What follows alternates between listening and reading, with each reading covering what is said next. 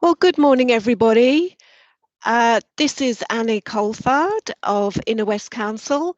Welcome to the Inner West Council's Greenways Missing Link Public Art Programme first webinar about the artist's EOI.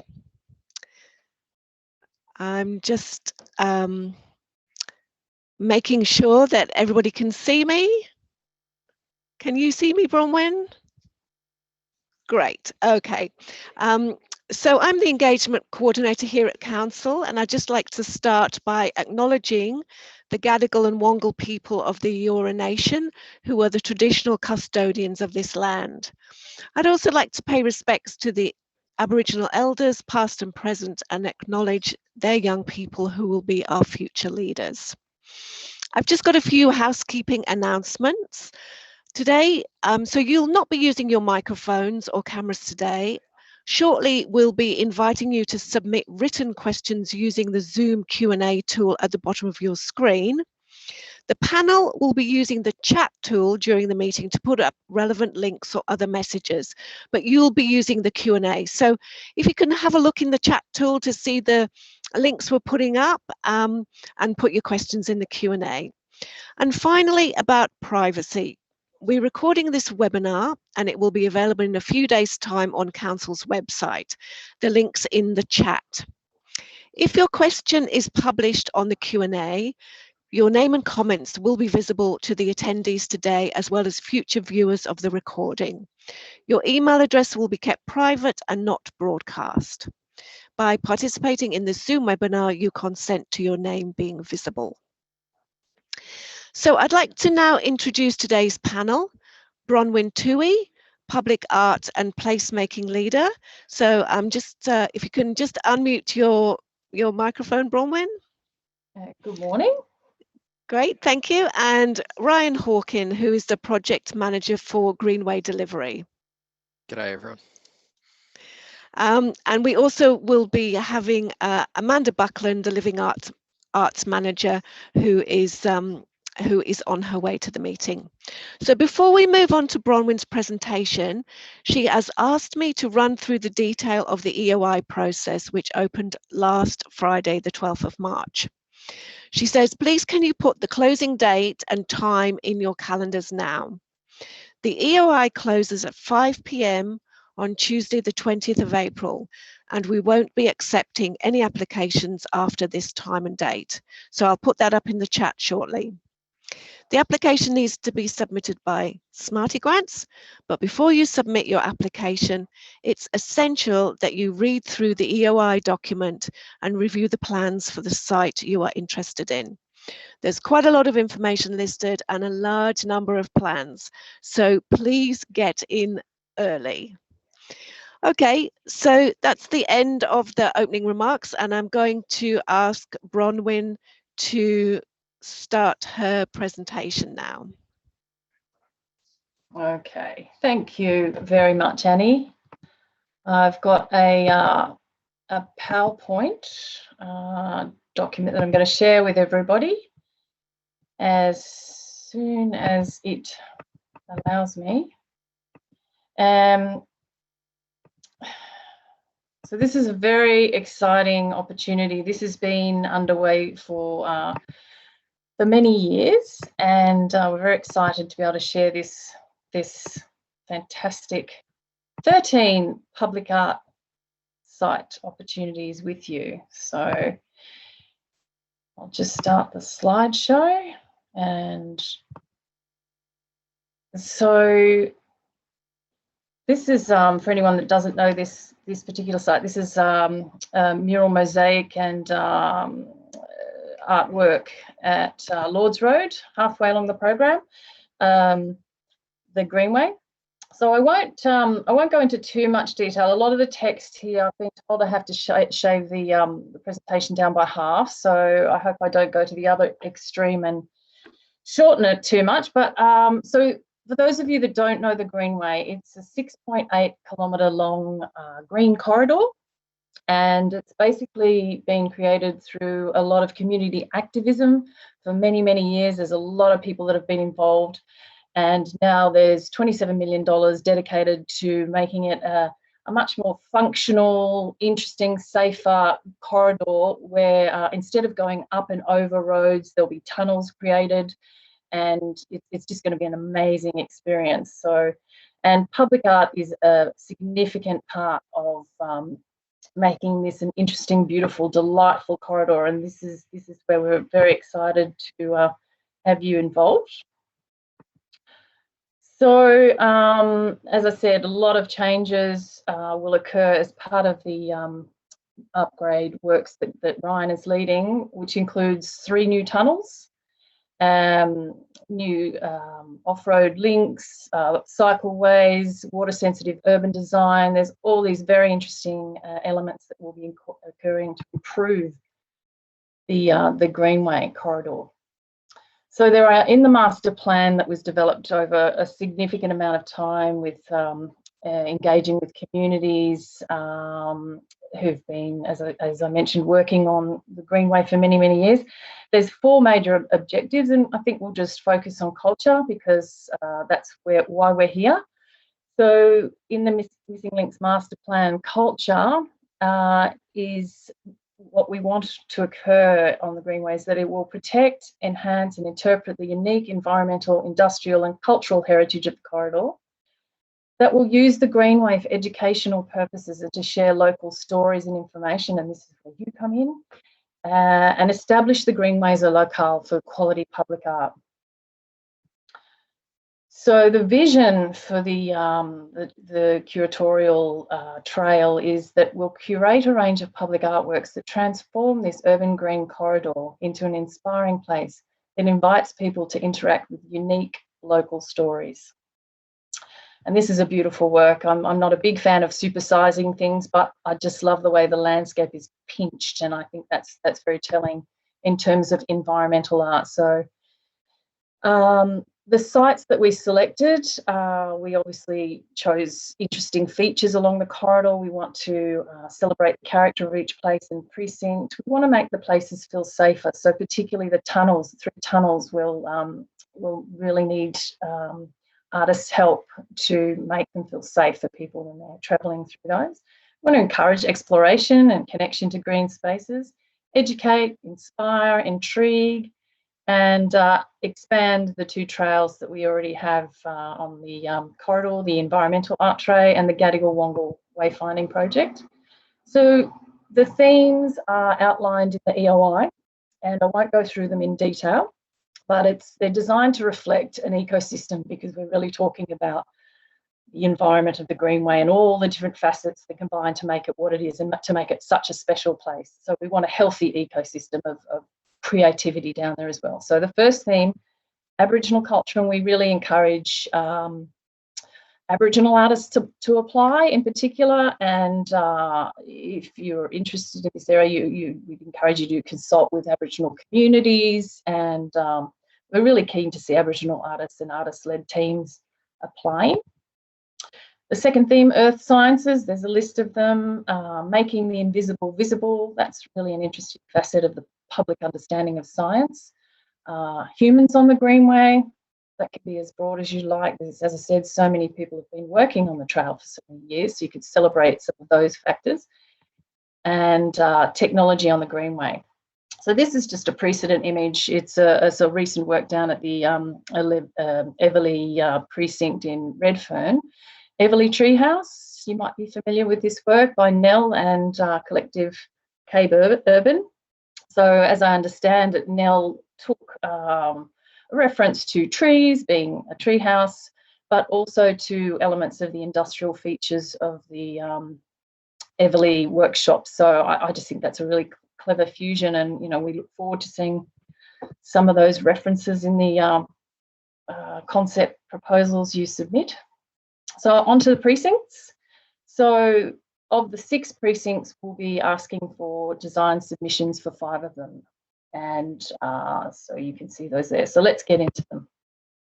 So the first site that we've selected is at the Hawthorn Canal precinct, and it's in the triangulated area of this this plan that you can see right here. So under the Lilyfield Road Bridge and City West Link, there are some quite unfriendly, dark spaces. They're beautiful as well, but we want to lift their spirit, and we're asking you to come up with design proposals.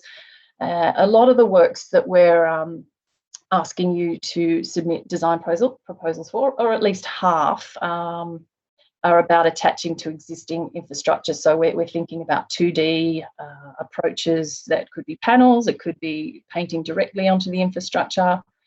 But this is a very interesting location for artists to play around with. And this is just a precedent image by a group called Boa Mistura. They work in the range of art for social change, and they've worked with communities to develop design. So that's another way of working that you might consider.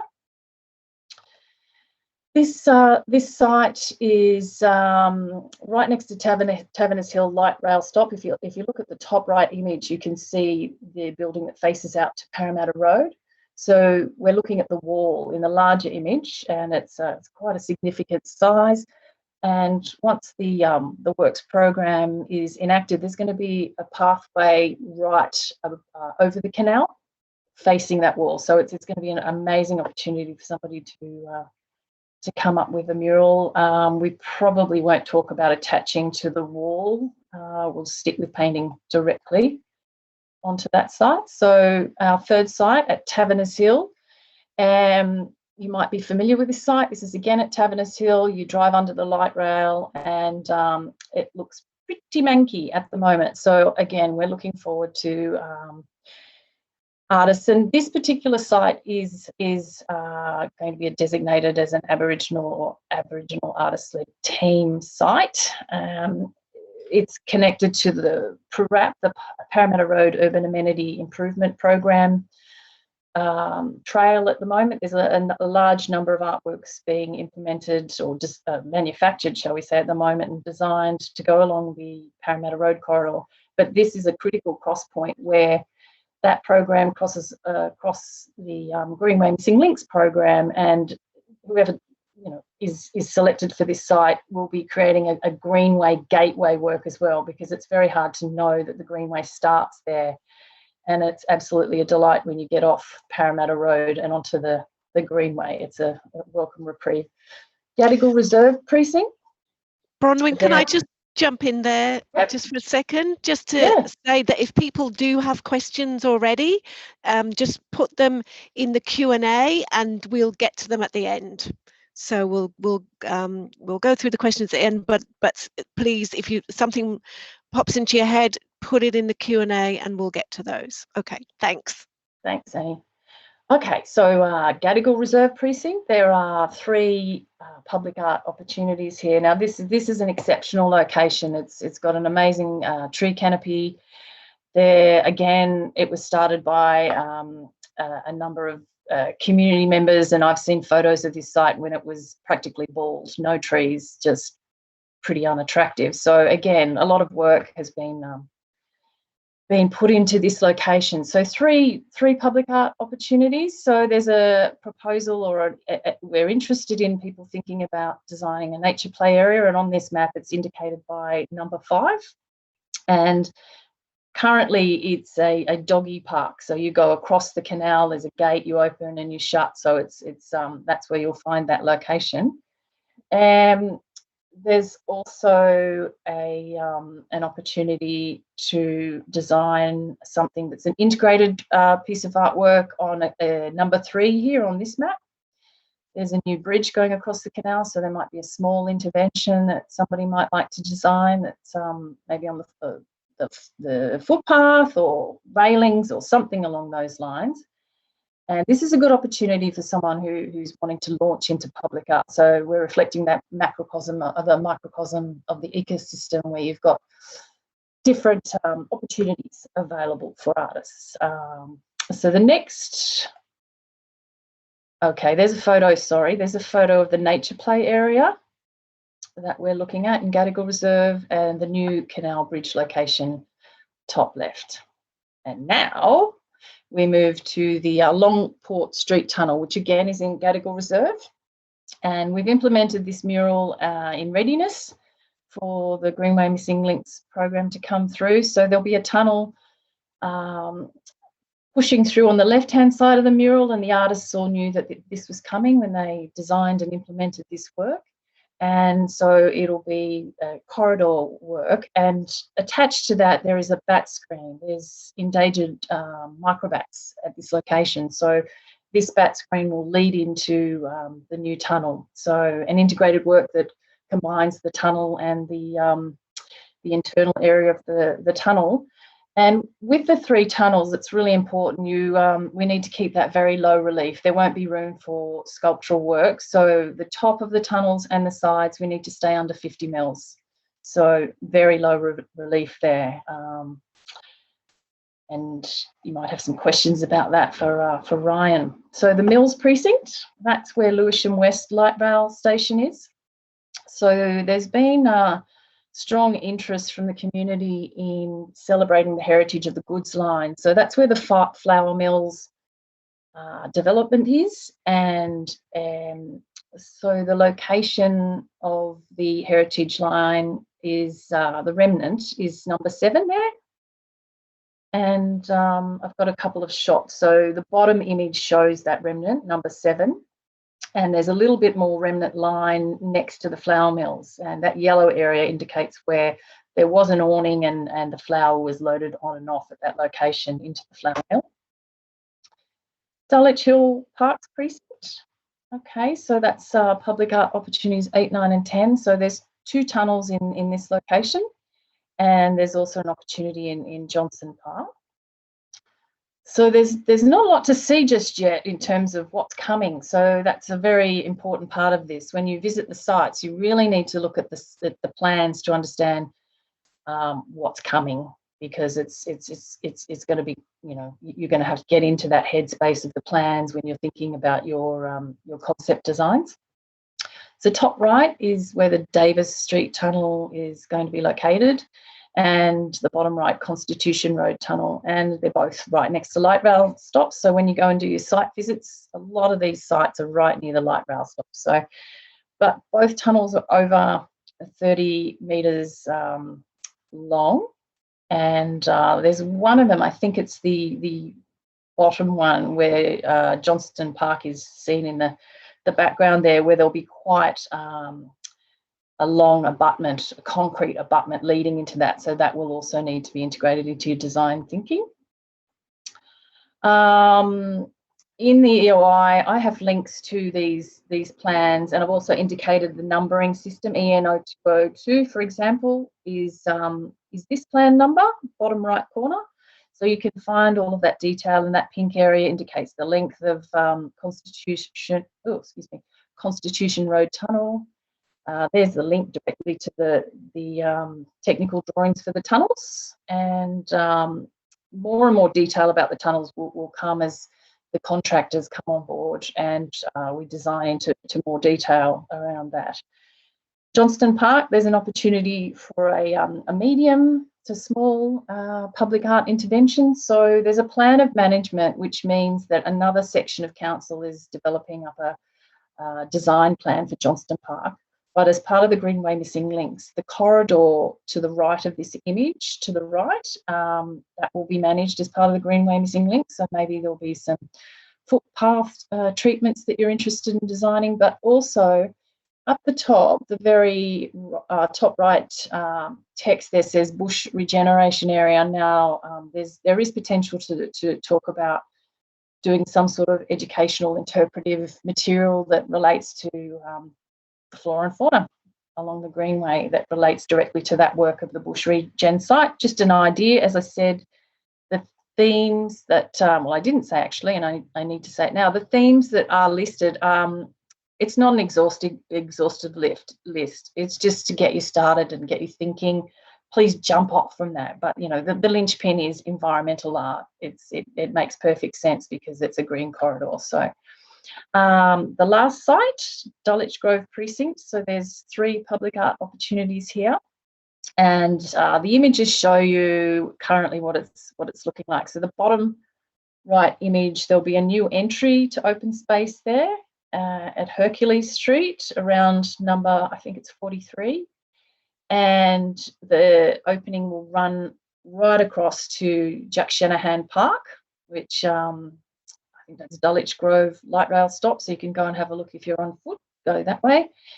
And in between these two locations, there's an opportunity for a public artwork. So the other thing I need to mention is you're more than welcome to come up with one design.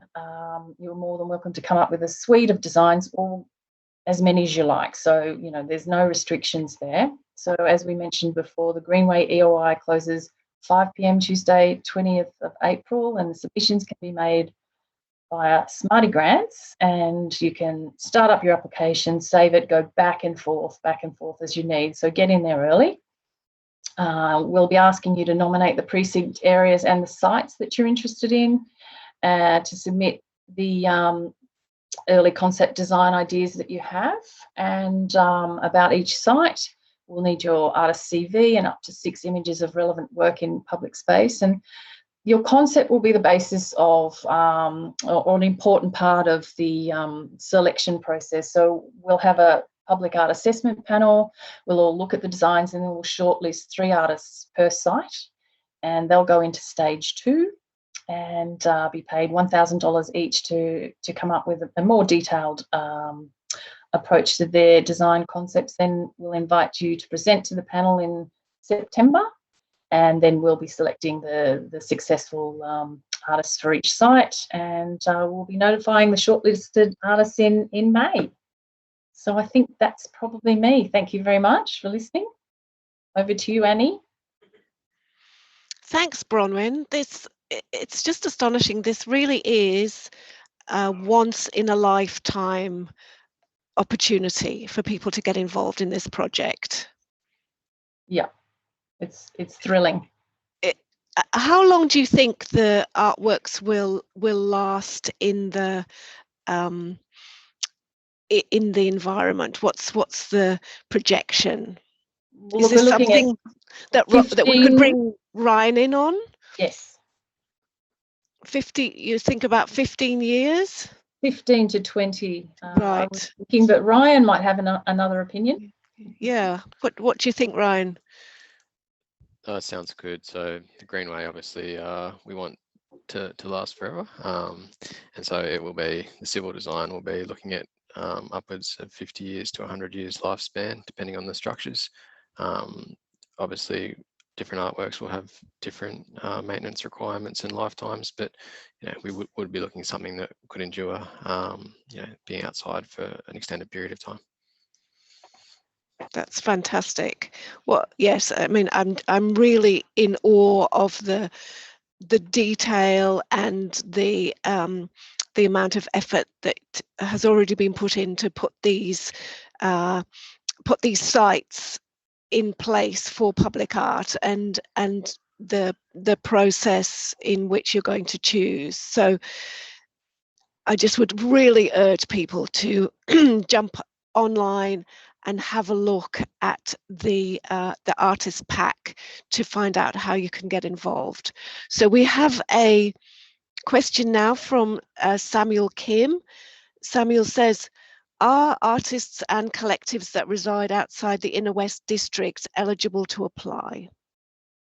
Yes, that's a simple answer. Absolutely. That's a simple yes. Great. Yeah. Great. Excellent. Okay, so we don't have any other questions at the moment.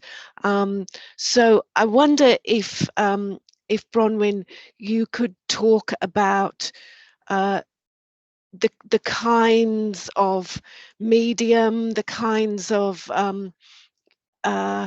offerings you expect, or is that something that you can't really determine at the moment? Look, we've certainly got some ideas, and there are a couple of parameters that we need to think about. So obviously, if we've indicated that it, you know, for the tunnel it needs to be under 50 mil, that's pretty straight up, and it gives you a very strict boundary to work with. But then there'll be sites where it's a 3D opportunity. Whilst we've nominated a site, we're open to a bit of variability there. It could be anything really. The one restriction that I'm mindful of is sound.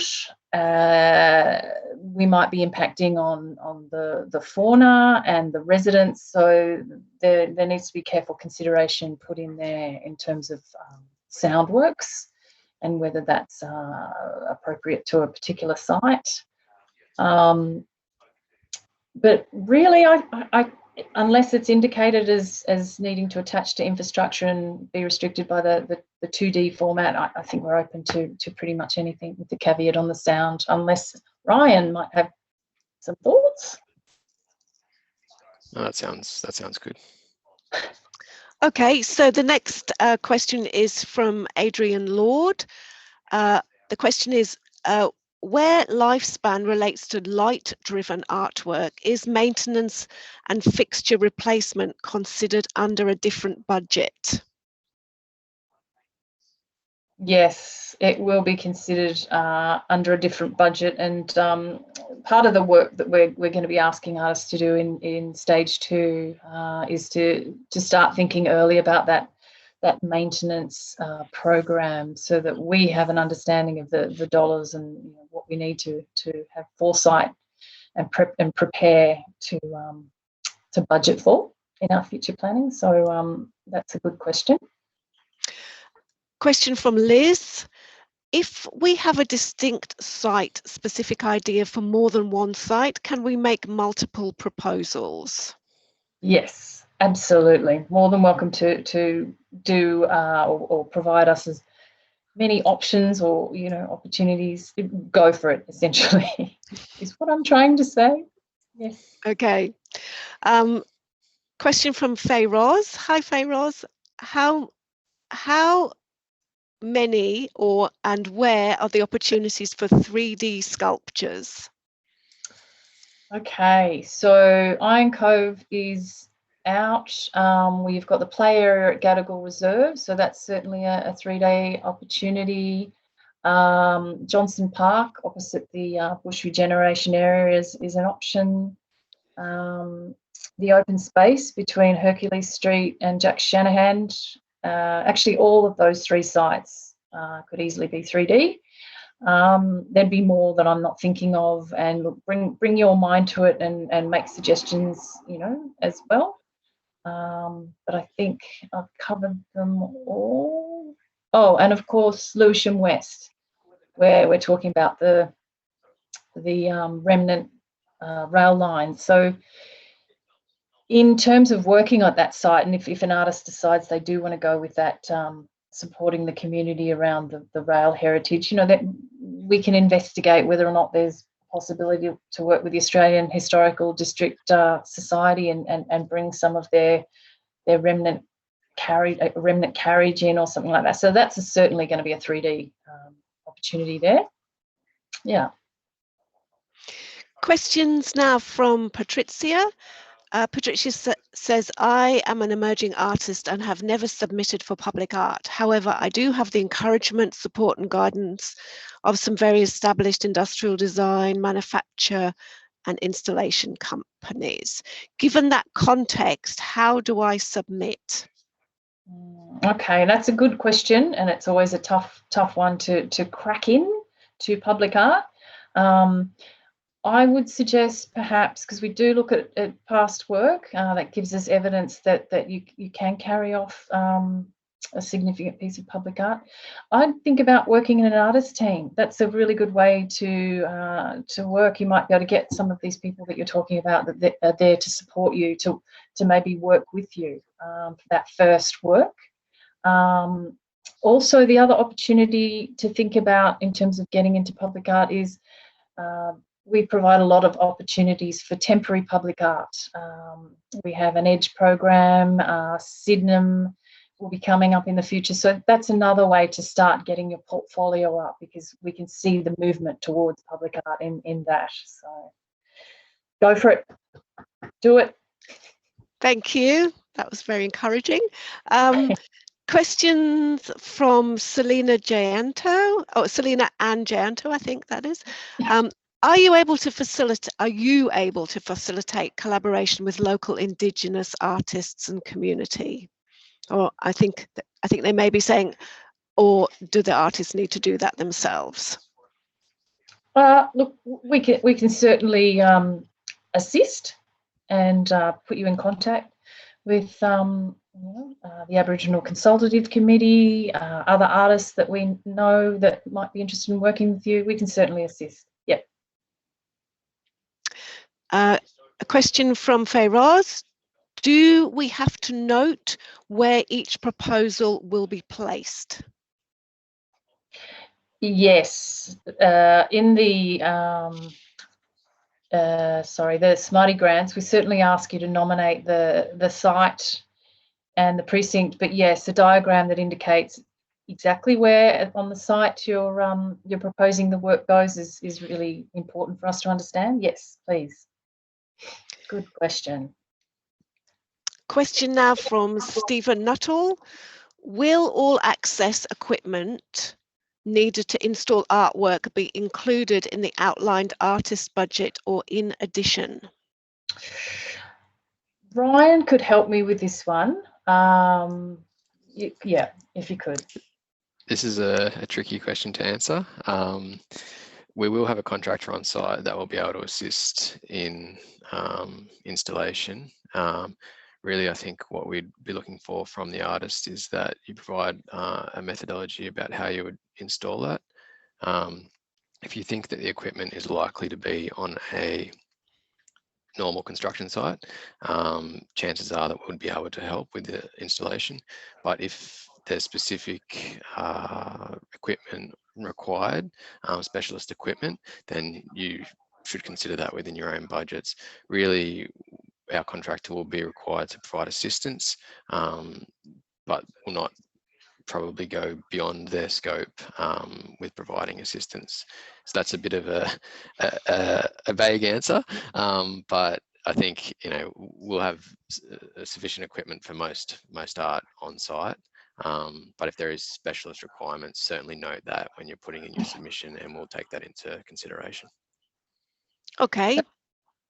Can I just add something there? Because I know Stephen's work. Hello, Stephen. That reminds me, for the mural site, just short of Taverners Hill, it's the access will be from the canal, and just a reminder that we'll need a cherry picker in there that can be moved in the event of rain. That's a condition of that site that Sydney Water have put in place, that if it rains, because it's a stormwater canal, that the equipment will be able to be moved quite quickly. But that's a site, I believe there will be some equipment that may be able to assist, Ryan.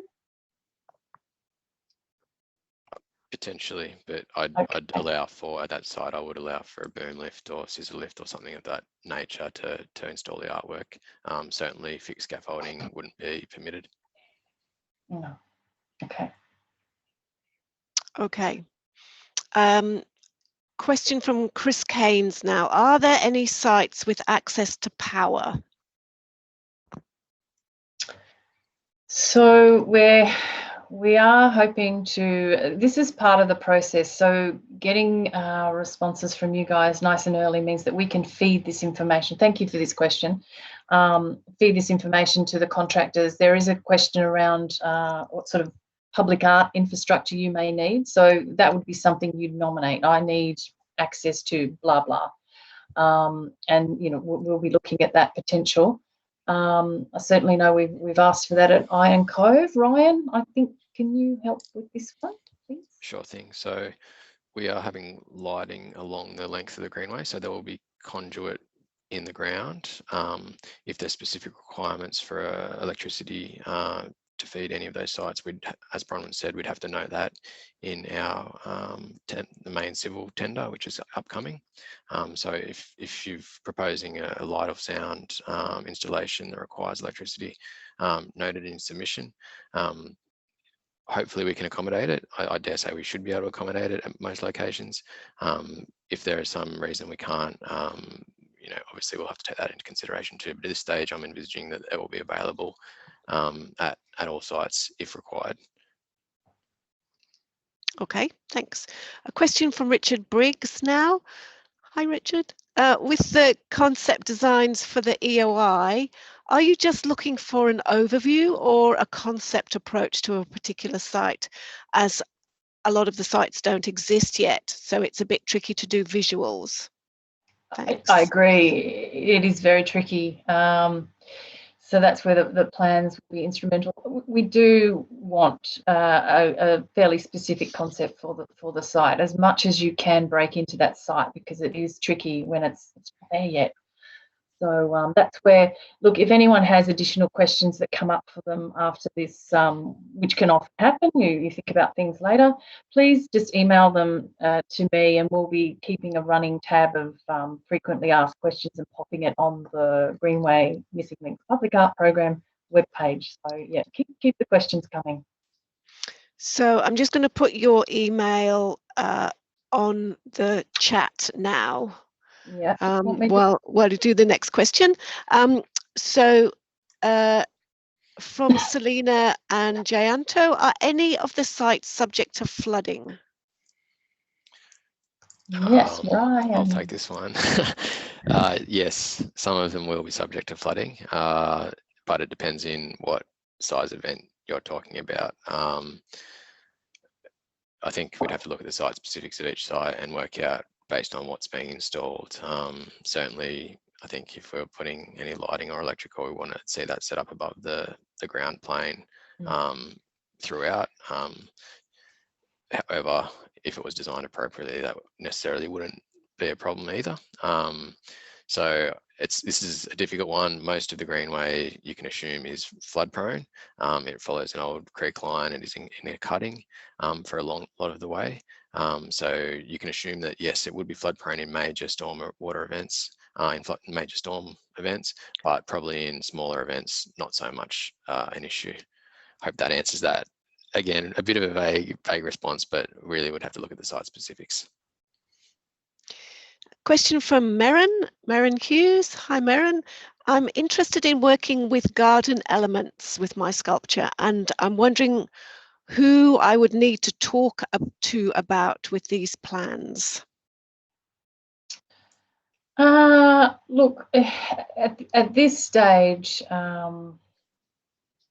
that's another one. Would be good if you were interested in teaming up with some landscape designers. But anyway, that's entirely up to you. But at this early, jump in, Bronwyn. Yeah. So as part of the, I think, stage 2 or stage 3, when we get into selecting the artist, you will be required to work with our landscape architects that will be part of the contractor. So there will be a potential to collaborate at that stage. If you needed to collaborate earlier, I think that would be down to you to talk to whoever you would like to work with. But once we get into the design stage with the artwork, there'll be potential to collaborate with the landscape architect that council will engage, and other disciplines, ecologists, civil engineers, and that kind of thing, if you really want to deal with civil engineers. So I just say, Merrin, you can keep it, as detailed as you like or as broad as you like, understanding that, yeah, as Ryan said, we'll be drilling down as we move into the process, into stage 2 and 3. So I guess just enjoy that creative spark process at the beginning and get into as much detail as you can without getting too stressed at this point. That'd be great. A question from Selena and Jayanto again. Do these to the flooding? Yeah. Right. Yeah. Okay. Got it. Okay, we'll get rid of that. Do we need flood-proof materials? Not necessarily, but being in an outdoor environment, they'd have to be robust anyway. Certainly, if we were looking at lighting or electrical, they'd have to have suitable ingress protection levels. But again, I think this is one of those details that we have to look at on a site-specific basis and based on the proposal of the artwork. Thank you. From Adrienne, in terms of artwork facilitation by the overall development of the Greenway, i.e. power provision, etc., where is the line between the artwork budget and support? For example, if a sculptural work needs concrete foundations, is this within the artwork budget? Ryan? I think generally that anything that would be integral to the artwork would be part of the art budget. As I said, the contractor will be able to provide assistance. So if if say there was a structural artwork that required concrete footings, the concrete footings would need to be designed as part of the structure, and potentially, depending how things go, the contractor that we engage can install that, or work with the artist to install those concrete footings if they had that information. Having said that, I think the certification would be part of the art process, and so any of the designs side of things, we'd look to the artist to cover off on that.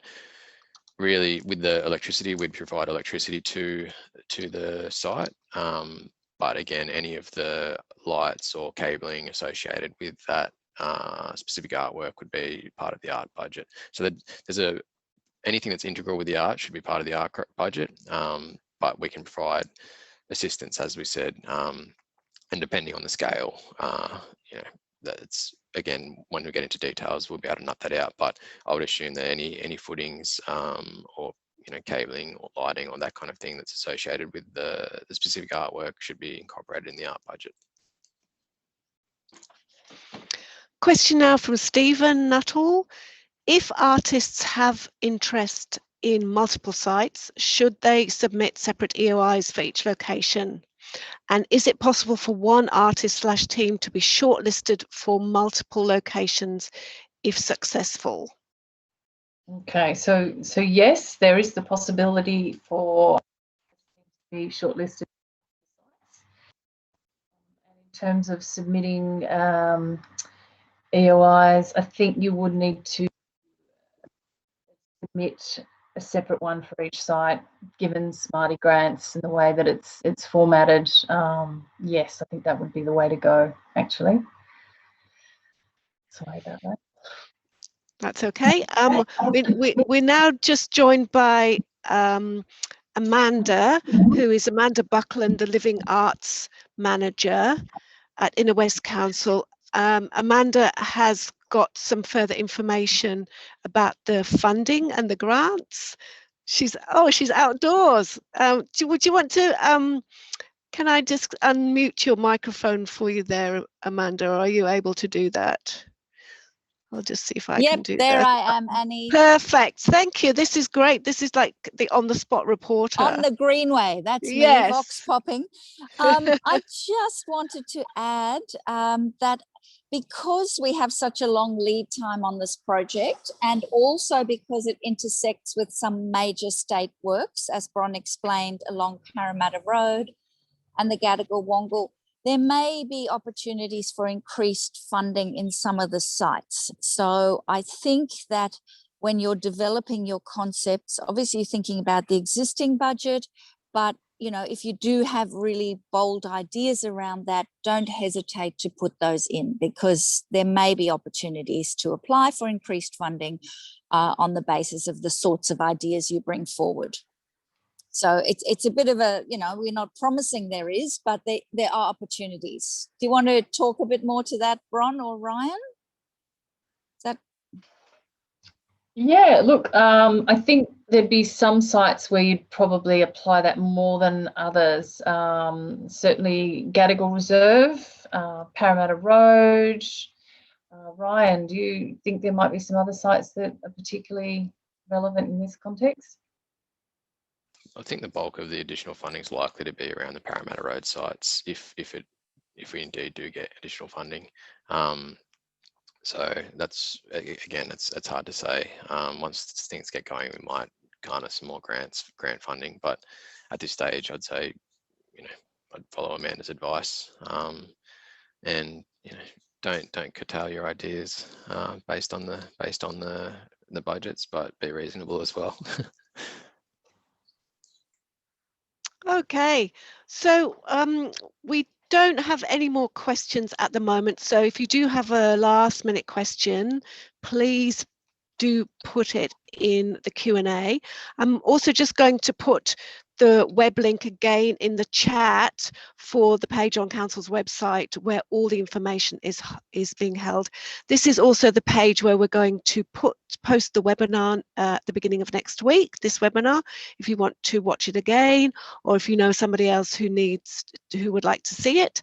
And this is also where we will put any updates if there are questions that come through to Bronwyn, which we think everybody else needs to know. So yeah, so that link is just going up there now. And is there any final comments from anybody before we wrap up today? I'd just like to say, wish you good luck in your creativity. Obviously, we want you to enjoy yourselves, and we can't wait to see what you submit. So, see your work soon, hopefully. Thank you. Thank you. Thank you so much for attending today. It's incredibly heartening for Council to see so much interest. It really is. So thank you for attending, and the team is really looking forward to seeing your submissions. It is really one of the most optimistic and happy making programs that Council is doing at the moment. So we're extremely grateful that you want to be part of that. So thank you, Bronwyn. Thank you, Ryan. I don't think there are any more questions at the moment, so I'm going to shut the webinar now if everyone is in agreement. Okay. Thank you. Okay. Thank you. Thanks very much, Thanks guys. for attending. Thank you, Bye-bye. Annie. Bye. Thanks, Annie. Bye. Ciao, ciao.